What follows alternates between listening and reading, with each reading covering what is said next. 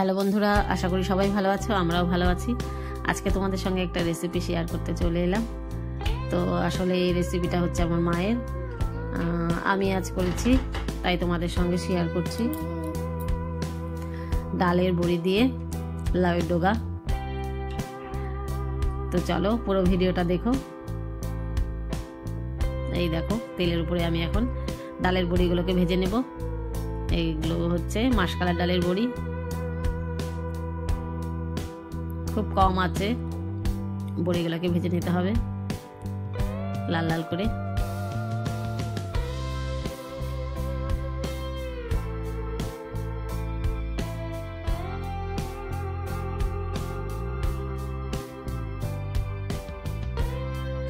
বড়িগুলো তো ভাজা হয়ে গেছে, তো আমি তুলে নিলাম। ওই তেলের মধ্যেই আমি একটু কালো জিরা ফোড়ন দেব, আর দুটা কাঁচা লঙ্কা দুভাগ করে দিয়ে দেব। আর এখানে মিডিয়াম সাইজের একটা আলু আমি ছোট ছোট করে কেটে নিয়েছি। তো মা এখানে আলুটা একটু বড় করেই দিত, আমি ছোট করে দিয়েছি কারণ তাড়াতাড়ি হয়ে যাবে। তো একটু বেগুনও দিয়েছি, বেগুনটা আমার খুব প্রিয় তাই। আর বেগুনটা দিলে যে কোনো তরকারি একটু দেখবে কাদো কাদো ভাব আসে, ভালো হয়। তো একটু লবণ দিয়ে দিলাম, আর একটু হলুদ দেব এখন। দিয়ে আলু বেগুন তেলের উপরে ভালো করে ভাজা ভাজা করে নেব।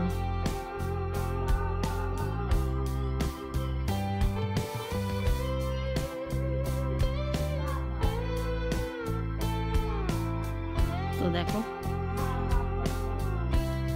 বেগুন তো পুরো সিদ্ধই হয়ে গেছে, আর আলুটা হাফ সেদ্ধ হয়ে গেছে ভাজা ভাজা করতে করতে। তো এখানে আমি লাউয়ের ডগা আর পাতা ভালো করে কেটে ধুয়ে পরিষ্কার করে রাখছি। তো এর উপরে দিয়ে দেব। কচি পাতাগুলো নিয়েছি।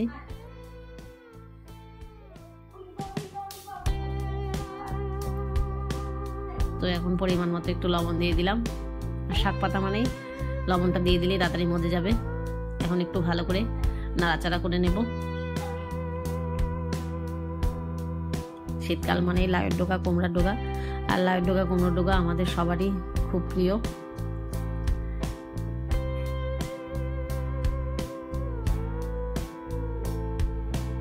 এখন আমি 5 মিনিটের জন্য ঢাকা দিয়ে রাখবো।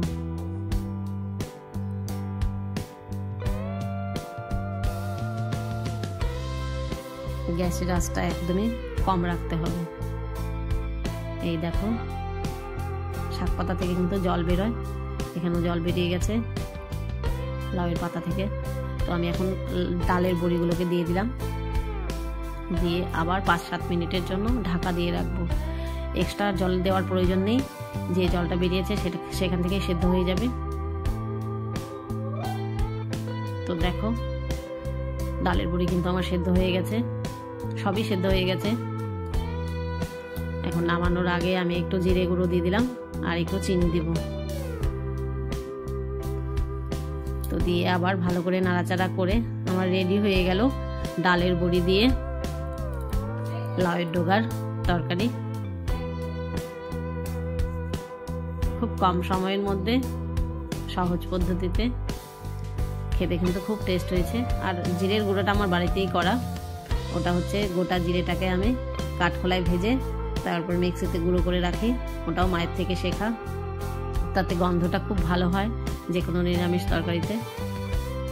তো দেখো, রেডি হয়ে গেছে, এবার নামিয়ে নেব। ডালের বড়ি দিয়ে লাউয়ের ডগার খেতে কিন্তু খুব সুস্বাদু হয়েছে, তোমরাও করে খেয়ে দেখো, আশা করি ভালো লাগবে। আর ভিডিওটা যদি ভালো লেগে থাকে অবশ্যই একটা লাইক করো, আর কমেন্ট করে জানিও কেমন লাগলো। আর নতুন হলে আমার চ্যানেলটাকে সাবস্ক্রাইব করো। আবার অন্য কোনো ভিডিও নিয়ে আসবো। ততক্ষণ অবধি তোমরা ভালো থেকো, সুস্থ থেকো। টাটা।